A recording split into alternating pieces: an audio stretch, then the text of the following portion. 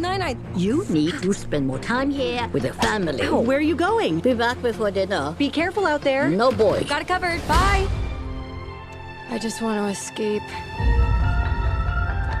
Dad always wanted me to travel the world. Someday.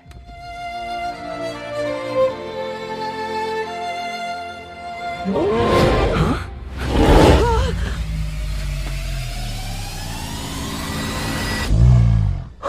There's a Yeti on my roof.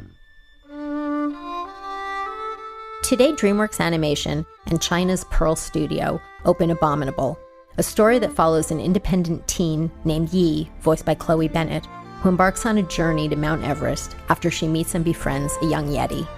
The movie's writer and director is Jill Culton, who talked with us about the making of the movie during a recent visit to Dreamworks Animation.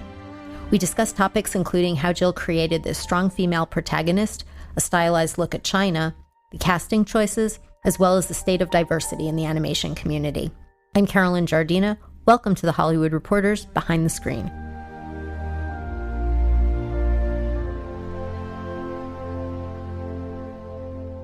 Jill Culton's career has included numerous films at Pixar, where she worked on titles including Toy Story and Toy Story 2, before making her feature directorial debut with Sony Pictures Animation's Open Season. Her latest film, Abominable, opens today. Jill, thanks for joining us. Thank you, Carolyn. Thanks for having me. So the movie tells the story of Yi, which you wrote. Tell us about the idea for the story and what you wanted to convey. You know, this story has a lot of things in it that are very personal to me. It's a director's dream come true to be able to write a movie and direct it, and to have a subject matter like a Yeti, which is what the studio wanted. That was a blank slate. So they wanted a Yeti movie and basically let me fill in the blanks. So it was really important to me to have a really strong female lead character. You know, growing up as a kid, there was mostly princess movies out there for animated films. And for me, a tomboy growing up in Ventura, skateboarding, surfing, camping, I really couldn't relate to those movies so much. And so I just thought I really wanted to create a character who was independent, strong, the kind of character who kind of leaps before they look and gets themselves into trouble sometimes. She's also the one that, along the journey, isn't afraid to sleep in the woods or get dirty. And I love that about this character. And so she's kind of the role model I always wish I had growing up. So that was kind of the idea behind Yi as a main character. And I wanted her to go on a journey and really have to grapple with issues in her life. I mean, sometimes these films have a bit of humor, but it was important to me to have a strong meaning, have something the main character really has to get over and deal with that's important and serious, you know. So when we meet Yi, who lives in China, her adventure begins when she goes up to her rooftop and she's surprised to find that there's a Yeti hiding there. Right. So what's so great about this is, like, every kid that I know, including myself, always wanted a secret fort, right? And so she has, what we see in Yi's bedroom is that her bedroom is very blank, but when she goes up to her rooftop, we see a fort up there that she's created, and it's colorful, and it's got, you know, a map of all the places she wants to visit in China. And she goes up there at nighttime usually to play her violin in private over the city lights spilling behind her. And she comes across, of course, surprisingly, a Yeti on her rooftop. And I remember taking a story class at one point, and they were saying, sometimes it's great to think of the most unexpected place to find something or get yourself into a difficult situation that's hard to get out of. And when I was thinking about where Yi should find that Yeti, I thought, what if she just finds him in the middle of the city? And it's such an opposite place than the Himalayas where they're going to end up. The city is so full of people and lights and sounds, especially these futuristic cities in China. They're so full of neon and animated signs. And it's a beautiful city. Were there any real cities that it was modeled after? It was modeled after Shanghai, but it's not Shanghai. And I think we just wanted to give ourselves a little bit of wiggle room so that we didn't have to stick specifically to, you know, the streets and everything of Shanghai. But I just love the idea that she finds this Yeti in such an inappropriate, weird place. You know, it kind of shocks the audience. And then we have to kind of put the pieces together later. Where did he come from? How did he get to the city? So all these things you find out as the movie unfolds, this mystery of why she found him on that rooftop. Right. So thus begins her journey to take Everest, the name of the Yeti, back home to the Himalayas. Right. And again, it's this, when I start to write these things, I got a giant map of China, I put it on my wall, and I was thinking, what could this journey be? We have the Himalayas on one side. We have, again, Shanghai was the model for this city, and it's 3,000 kilometers away. And you have to cross the entire country pretty much to get to the Himalayas. And I was thinking, okay, great. So I have these two bookends, the beauty, the organic horizontal plane of the Himalayas that's all white and sky, and you have the verticals and the neon lights and the sounds and everything of the city. So these are great opposites to take us on a wonderful journey. And then as I did my research, what I discovered was China is just so diverse and so beautiful. As I was looking at the places like that they could travel, a logical map all the way across. And I think most Westerners know about the big cities in China. They know about the Great Wall. They know about the terracotta soldiers, but they don't know about the Leishan Buddha. They don't know about the Yangtze River Valley or the fields of canola flowers. And I just really wanted to show off that beauty in the places of China that no one really knows about. So let's talk about the journey. So Jin and Peng, two of her friends, also go on this journey. Yeah. And let's talk about some of the locations that you just mentioned where they stop, and you had to design each of these. Right. So she embarks on this great journey with Peng and Jin, and there are two kids that live in her apartment building, and later we find out they've known each other their whole lives. But what I love about the dynamics between Yi and Jin is that they're kids that probably grew up together and were close at one point, but just like any kids, when you get to high school, the high school is the great divide. And so, you can tell that Jin has fallen into the social group, and he cares about social media. He cares about his tennis shoes. He cares about his hair. He's a popular kid. He's a good looking kid. He's going to go to med school, and she's the opposite. She grew up and she's kind of a self-proclaimed loner who likes to do things independently on her own, raise money, doesn't have a big group of friends she hangs out with. And so they've kind of grown apart. And what's so great about this movie is that, when push comes to shove and Jin, has to let his cell phone go and let his shoes get dirty and his hair messed up, it pulls them back to that great relationship they used to have. And I just love that about this film, because I think it's the relationships. When you form strong relationships when you're younger, sometimes those really last. Right. And you can always call those friends up, years later. It feels like you've just talked the next day. So they have that awesome bond in this movie. And Peng, what I love about Peng is that he's Jin's cousin, but he is every kid. He is in the moment. He is up for the adventure. He doesn't know how dangerous it will be. He doesn't care. He is just, right.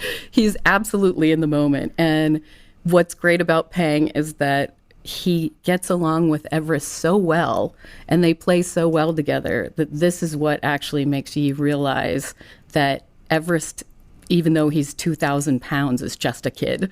And so it gives her even more drive to get him home, because she realizes, there's parents waiting for him, or maybe he has a home.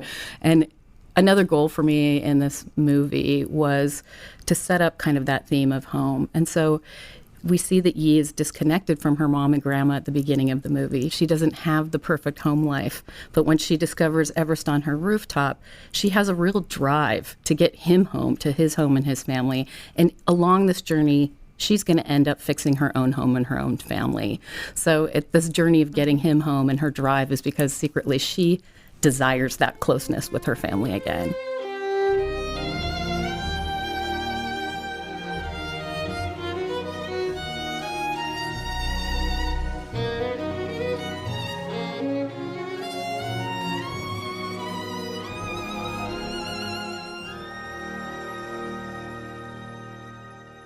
Let's talk about a few of the locations that they visit on their journey. Did you have a favorite? My favorite location was really the Leishan Buddha. That was a landmark I didn't know existed. I stumbled across it in my research, and I was just blown away by this impressive Buddha sculpture that's carved straight out of rock, and discovered that it's actually the tallest Buddha in the world. And for me, I grew up in the church. My parents raised me going to church.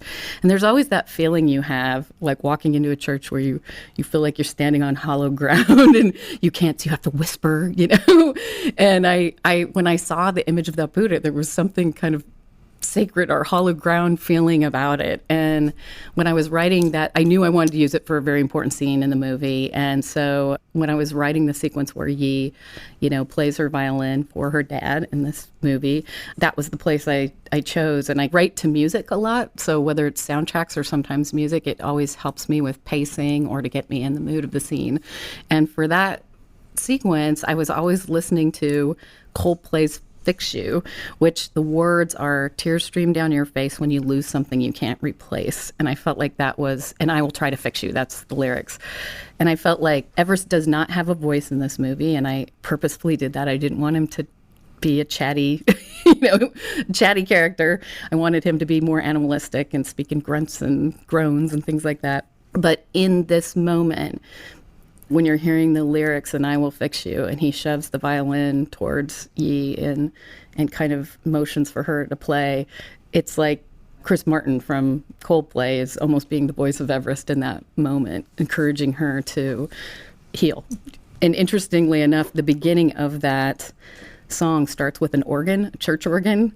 And so it's, they walk up to the Buddha and you hear this organ play and you just know you're on hallowed ground. And so that was kind of the inspiration behind that scene. But it's a powerful image. You talk about how Everest doesn't talk in the movie. You had to make him very expressive. Would you talk about the character design and, animating to bring all of that emotion to him? Sure. I mean, Everest, one of the great things about him is you always pull stuff, or I do, a lot of times, inspiration from your own life. And I think that gives more grounding to the story because you're relating it to your own truth. And for me, I've always had giant dogs in my life. So I've had Great Danes. Right now I have a giant 100-pound bloodhound. And I've always been fascinated with the nonverbal communication you can have with your pets. I mean, my dog knows, if I stand up and I'm leaving, he runs through the door. He tells me when he's hungry. I know when he's, angry. I know when he's happy. And there's no kind of gap in communication between our pets, I think, if you're a pet lover. So I really wanted to capture that kind of nonverbal communication with Everest and Yi, that just through simple grunts and groans, she can understand him. And they have a full relationship and a full ability to communicate without him having to speak English. That was kind of the beginning inspiration. But what I also love is, I spent a decade as an animator, and Everest's design is very different from other Yetis that you've seen. I think a lot of times you picture Yetis, because you've seen the footprints, that they stand upright and walk, on two legs like a man in a suit. Kind of, that's the typical Bigfoot, typical Yeti. And working with our character designer, Nico Marley, who designed How to Train Your Dragon and Kung Fu Panda, I just wanted the Yeti to move differently. And so we decided to make him so that he could walk on 4s or 2s or roll up in a big snowball. And that gives the animators a lot more flexibility to act, really, because he can do anything. He's very pliable. And so it was a big challenge for the animators to, in combination with Everest not speaking English and only having grunts and groans and being able to walk on 4s or 2s to communicate. It was a real challenge for them to be able to make Everest communicate with our main character, Yi. However, it was a fun challenge. They all took it on and they just loved this character. So, I think we were successful in making that relationship feel kind of seamless. Now, when you cast Chloe Bennett, who is Chinese American, why did you choose her for the role? She has such a unique voice. She has this kind of grit and gravel to her voice that's unexpected. It captures that kind of tomboy spirit, just even in her voice. But, it was important for us to actually cast someone who was Chinese in the main role. But more so, Chloe grew up in Shanghai. And so she knows that kind of futuristic city that we were basing all this on. She has a love for dogs, I should say. She's got multiple brothers and sisters. She can understand that relationship between Pang and Jin. But really, what I've appreciated about her through this process is I've discovered what a fantastic actor she really is. When you do voiceover for animation, it's quite vulnerable because you don't have hair and makeup. You're not in a location. You're in a recording studio, and it's just you and the microphone and the director. And so it's your voice. It's all about acting. And she was so willing to just go anywhere with me. And there's some really emotional scenes that we recorded multiple times. And, we'd workshop it, which is, I wrote the script, but I'd come over and say, let's try it this way. Let's try it this way. What sounds more natural to you? And we'd kind of workshop the script. And in this one incredibly emotional sequence in a bamboo grove where she's talking to Jin about her family, after a couple times of recording, I said, you got it. Let's just throw the script away. Now just tell me the story. Just tell the story. And she had tears pouring down her face, and she did these beautiful little stumbles and trying to find her words. And it was so natural. I had tears coming down my face. And these are the kind of actors you just die to work with, because she was so vulnerable. And that performance really shows in this movie. She feels like a real character really going through these things. And I can't say enough about her. She's great. Since you first conceived this story, the studio and the project went through some iterations. And I know Yi wasn't always a female. There was a point where Right. Where that changed. Would you tell us about the progression of making the movie? Sure. I mean, I actually started this film about 7 years ago and wrote the film and was directing it. And Yi was actually younger at that point. She was 9 years old, and there wasn't a Jin and Pang involved. And the studio went through many changes, I should say. One of them is DreamWorks was sold to Universal, and there was a new set of executives involved in this, and different development went on. And so I was off the movie for a little bit of a time, and it went through story changes, like Yi became a boy at some point. I wasn't here for that. I think the violin became a guitar at one point.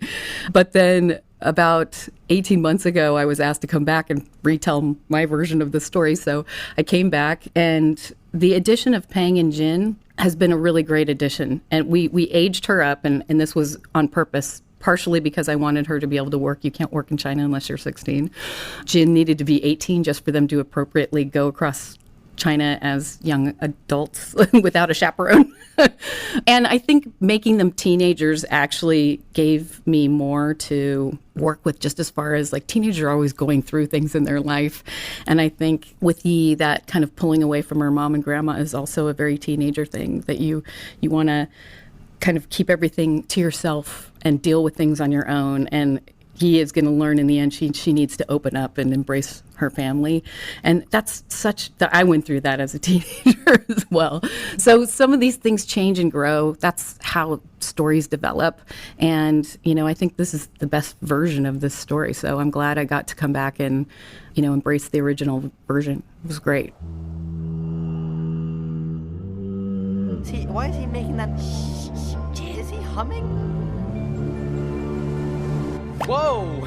Is that, A blueberry?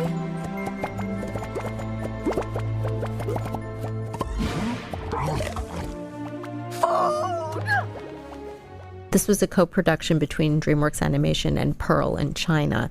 To what extent did Pearl work with you on the cultural aspects, and did you additionally do research trips to China? Tell us a bit about that. Well, I've been to China quite a few times. I haven't been to every location in the movie, which hopefully I will get to someday. I would love to stand and You have your own map now. That's right. I have my own map, and I would love to see the Himalayas. That's one place that I would love to visit. But yeah, we were a co-production with Pearl Studios, and Pearl Studios is located in Shanghai, and there is a whole group of artists working there. We worked with them on a regular basis, and they helped us really make sure the authenticity of the city was right. And again, even though it's just based on Shanghai, there's certain things, whether it's, in China, they don't have paper bags, they have plastic bags, or they don't have metal trash cans, they have rubber trash cans, or just, food carts on the street, and things that you don't normally see, especially here in Los Angeles, right? So they helped us design that city. They also helped us with cultural, behavioral things. For example, there's a dinner at the very end of the movie, and this sounds weird, but just how much food is on there? Or can you hold chopsticks and a pork bun at the same time? And who sits down first? How do you do that in a proper way?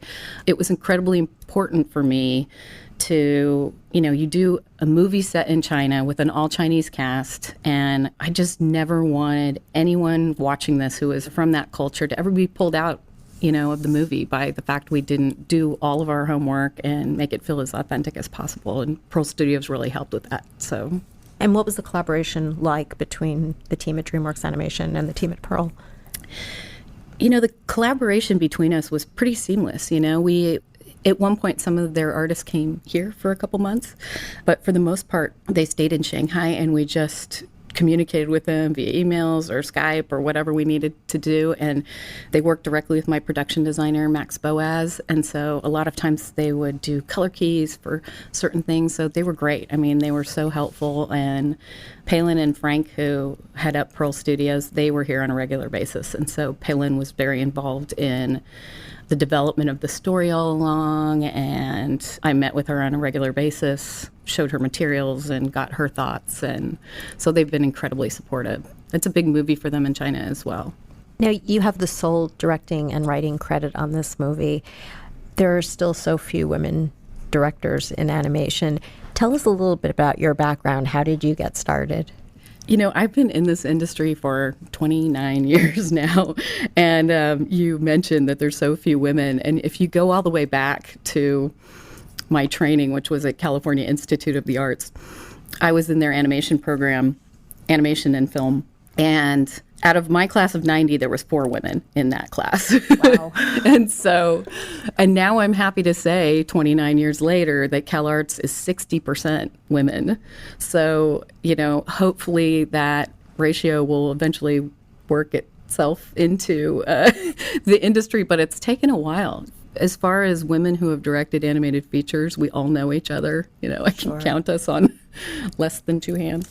And I've always felt like, I spent a decade at Pixar, and that was probably my first experience in a big feature studio, and worked on Toy Story 1 and 2, Monsters, Inc., Bug's Life, and started as an animator, became a storyboard artist, a visual development artist, a character designer. I designed Jessie the cowgirl.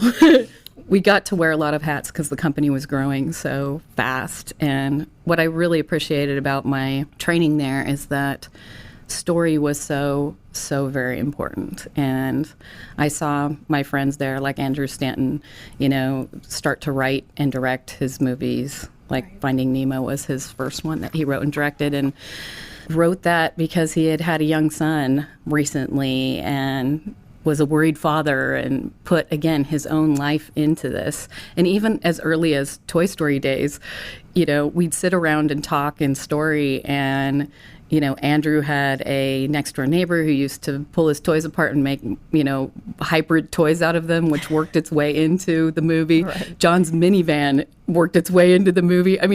These things are really, we pull from our own lives. And I've learned storytelling from them, I think. And I've learned the power of tackling tough subject matter from them. And so I learned a lot. And I've learned a lot. I worked at Sony Pictures Animation for 7 years. I directed their first movie, Open Season, and executive produced the sequel, Open Season 2. And then I was the director on Hotel Transylvania for a couple of years before I came here. Worked on Curious George for Universal. I've worked as a story consultant for many companies. So story has been my main thrust. And I do feel like getting a chance to actually write and direct this movie was not just a great privilege, but it allowed me to have a vision on this film. And that may sound weird, but again, having friends of mine who've been writer-directors, they've really encouraged me to take that up. And I understand why now. On a regular basis, you have to explain sequences to your crew. What is this about? What is this sequence? What is the core meaning of this sequence? What are we trying to get out of it? And when you've developed and written it, it's so much easier to do that. You know what why you put everything in there. And so I really hope more women kind of take on that writing, directing mantle. You know, I have so many friends that are fantastic writers, so it's not like I would ever not work with another writer again. I love that process. This is amazing! This is impossible! Come on, Everest! Make it go bigger!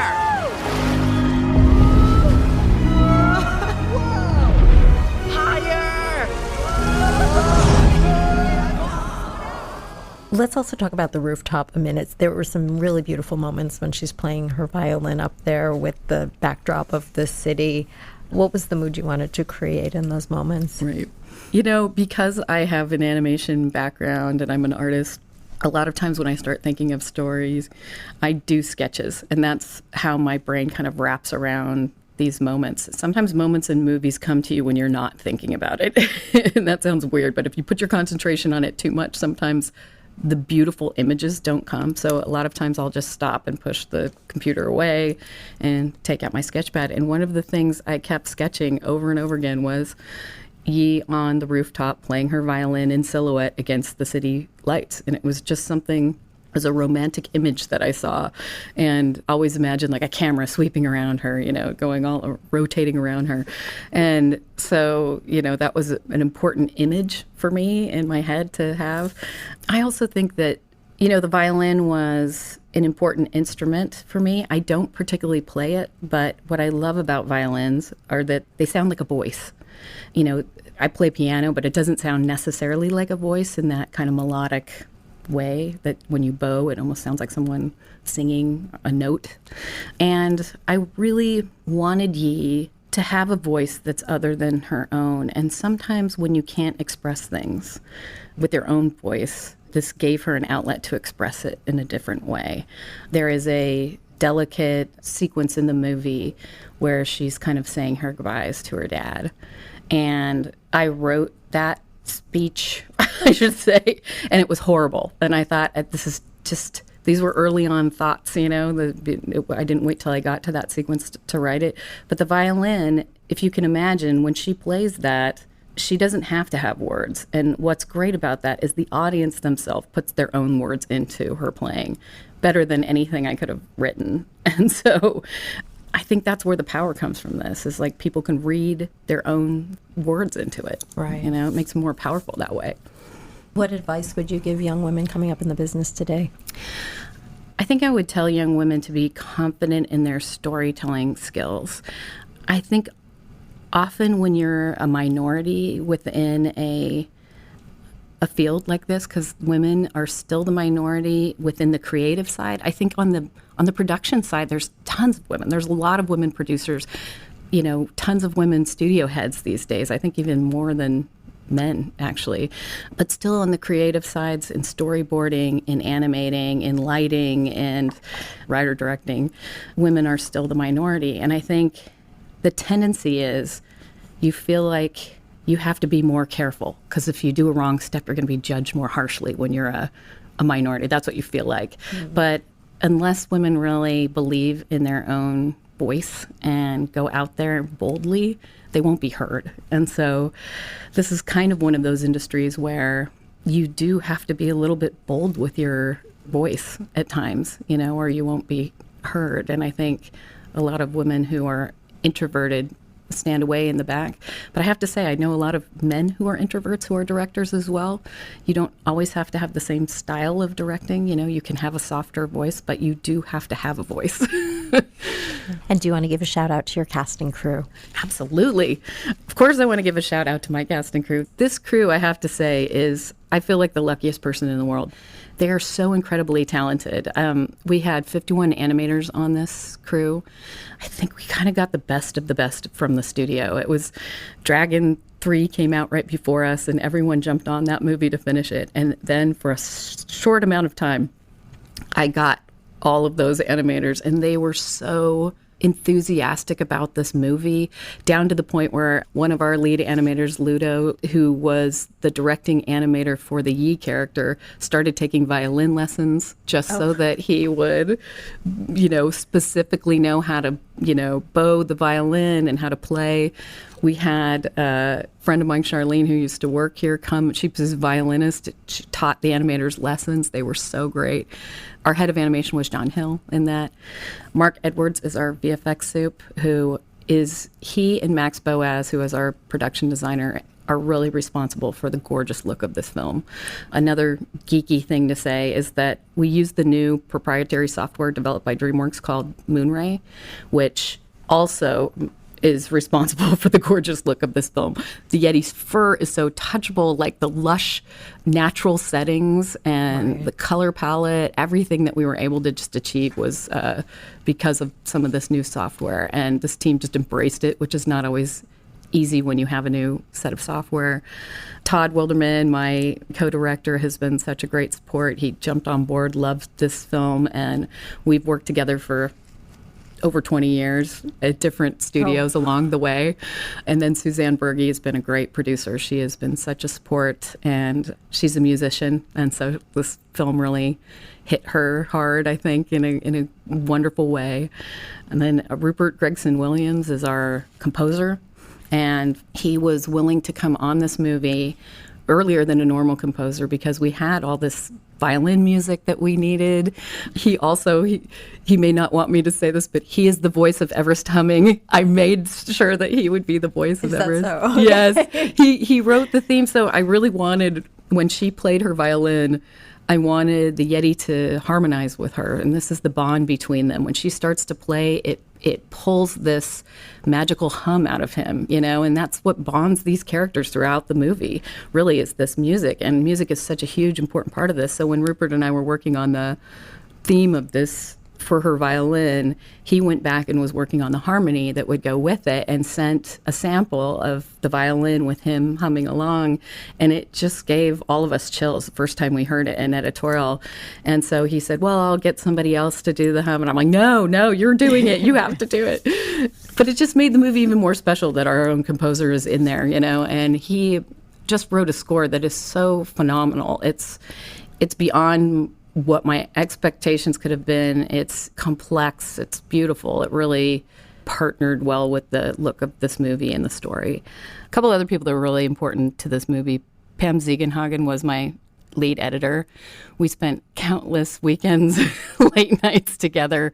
She was fantastic. And also Ennio Torreson, who's our head of story and wrangled our entire story crew. And as well as just being a fantastic storyboard artist who boarded some of the most instrumental, powerful scenes in the movie, like the giant dandelion scene and our opening escape scene. And of course, you can't do these kind of giant movies in such a short amount of time without the support of the studio. So I can't speak enough to the support that Margie Cohen and Kristen Lowe have given me on this project, as well as the Pearl Studio side from Palin Chow and Frank Zoe.